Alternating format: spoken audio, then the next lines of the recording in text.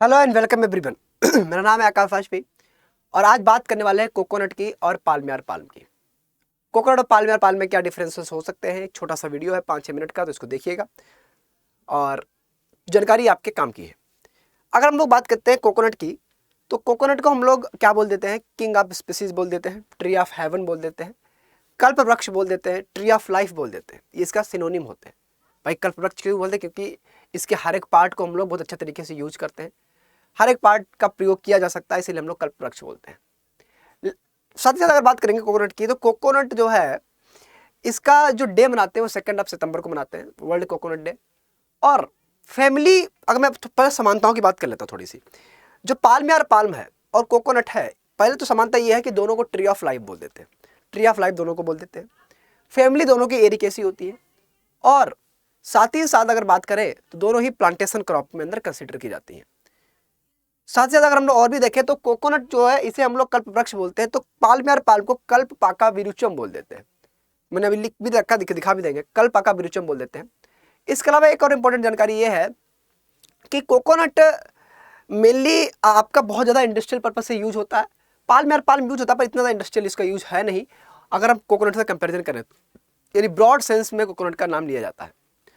एक बहुत बेसिक सा मॉर्फोलॉजिकल डिफरेंसेस है दोनों में, कि जो कोकोनट की लीफ होती है, अगर आपने ध्यान से देखा हो कभी, अगर आपने साउथ वगैरह गए हो और इस तरीके के प्लांट्स का स्ट्रक्चर आपने देखा हो, तो आपको पता लगेगा कि जो कोकोनट की लीफ होती है वो लीफ काफ़ी ब्रॉड होती है। कैसी होती है? काफ़ी ब्रॉड लीफ होती है। और अगर आप पाल्मियर पाल्म की लीफ देखो तो पाल्म की जो लीफ होती है वो फैन शेप्ड होती है। कैसी होती है? फैन, पंखे जैसा।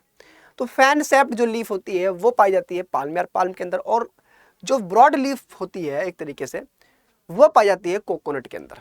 ठीक है, यानी आप ब्रॉड लीफ नहीं कह सकते कि ब्रॉड, इसकी लीफ काफी ब्रॉडली होती है, फैन शेप्ड स्ट्रक्चर नहीं होता। फैन शेप्ड स्ट्रक्चर जो होता है वो पाल्मियर पाल्म में होता है। इसके अलावा अगर बात करेंगे तो एक फ्रूट्स में भी डिफरेंसेस है। इसके फ्रूट, पाल्मियर पाल्म के फ्रूट छोटे होते हैं और इसके फ्रूट आप जानते ही हो कितने बड़े बड़े इसके नेक्टर या कह दो, या जो नारियल होते हैं कितने बड़े बड़े होते हैं।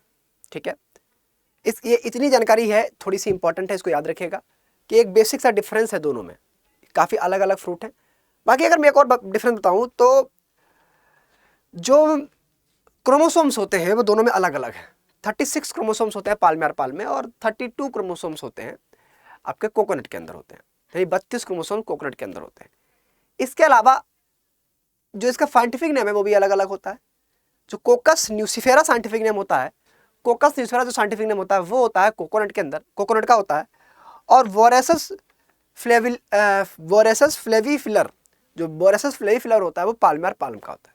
ठीक है, इंपॉर्टेंट है। इसके अलावा ओरिजिन प्लेस भी अलग अलग होते हैं। जो अफ्रीका रीजन ओरिजिन प्लेस है वो आपके पाल्मियर पाल्म का होता है, और जो कोकोनट है उसका जो ओरिजिन प्लेस माना जाता है वो माना जाता है south east Asia. South east Asia जो ओरिजिन प्लेस है वो कोकोनट रीजन का है। एक बार मैंने यहाँ लिख भी रखा, देख लीजिएगा कि जो पाल्मियर पाल्म का तो कुछ इस तरीके का दिखता है, ये कुछ इस तरीके का स्ट्रक्चर होता है पाल्मियर पाल्म का। और स्टेट ट्री ऑफ तमिलनाडु बोलते हैं, तमिलनाडु का जो स्टेट ट्री है वो आपका कौन सा है? वो पाल्मियर पाल्म है। इसके अलावा इसे कल्पपाका विरुचम बोल देते हैं। तो कल्पपाका विरुचम जो है या विरुचम जो है ये किसे बोलते हैं? तो पाल्मियर पाल्म को बोलते हैं। इससे नीरा भी बनती है। ठीक है, नीरा आपने सुनी होगी, काफ़ी प्रोडक्ट फेमस है नीरा। ठीक है, वो किससे बनता है? वो भी आपका पाल्मियर पाल्म से ही बनता है, तो इंपॉर्टेंट हो जाता है। ठीक है, हाँ, और नीरा के अंदर विटामिन सी और विटामिन बी कॉम्प्लेक्स पाए जाते हैं। अब आप कमेंट में ये बताइए कि विटामिन सी जो है इसका साइंटिफिक नेम में क्या होता है, ये इंपॉर्टेंट है, कमेंट बताइएगा। और इसके अलावा एक यहाँ पर देख लीजिए, ये जो फ्रूट हैं, ये पूरे फ्रूट कैसे हैं? ये आपके पाल्मियर पाल्म के हैं। ये जो फ्रूट आप देख रहे हैं ये कैसा फ्रूट है? ये पाल्मियर पाल्म के ही फ्रूट होते कहलाते हैं। ठीक है, कोकोनट का फ्रूट आपने देखा भी होगा, नहीं भी देखा तो मैं आपको एक बार दिखा देता हूँ, ये इंपॉर्टेंट है, पाल्मियर पाल्म है। और कोकोनट का जो फ्रूट होता है वो आपका इस तरीके का होता है, ये पूरा कोकोनट ही है, मतलब कोकोनट ही है ये। ठीक है, हाँ। बाकी मैं आपको बता देता हूँ कि FCI के हमारा बैच चल रहा है, तो उसमें आप ज्वाइन कर सकते हैं। और ज्वाइन करने के लिए सिंपली आपको ऑफर कोड 22/612 लगाना है। बैच स्टार्ट हो चुका है FCI का, तो अभी से आप ज्वाइन कर लीजिए। ठीक, डेली इसकी क्लासेस हो रही हैं। और ऑफर कोड लगाने के बाद 3950 का पड़ेगा, ओनली AG3। AG2 और AG3 कंबाइंड लेना चाहते हैं तो उसके लिए अलग वैलिडिटी है। ठीक है, प्लस महापैक भी है, तो एग्रीकल्चर महापैक में आपको ओवरऑल वैलिडिटीज मिलती है। 1 मिनट के अंदर मैं आपको बता देता हूँ कैसे आपको उसको बाय करना है। सिंपली आपको अड्डा 24/7 सर्च करना है।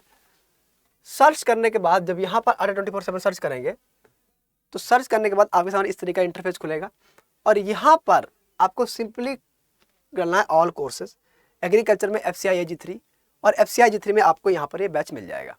ठीक है, इसे जैसे ही आप बैच पर जाएंगे और बैच पे जाने के बाद आपको व्यू ऑफर में जाना है और यहाँ क्लिक करना है यहाँ पर Y612 क्लिक करना है, अप्लाई कर देना है। 4500 का है ये, मैनेजर और टेक्निकल मैनेजर और AG3 दोनों का सिंपली ले सकते हैं। इस तरीके से कोई भी बैच में आप एनरोल करवा सकते हैं।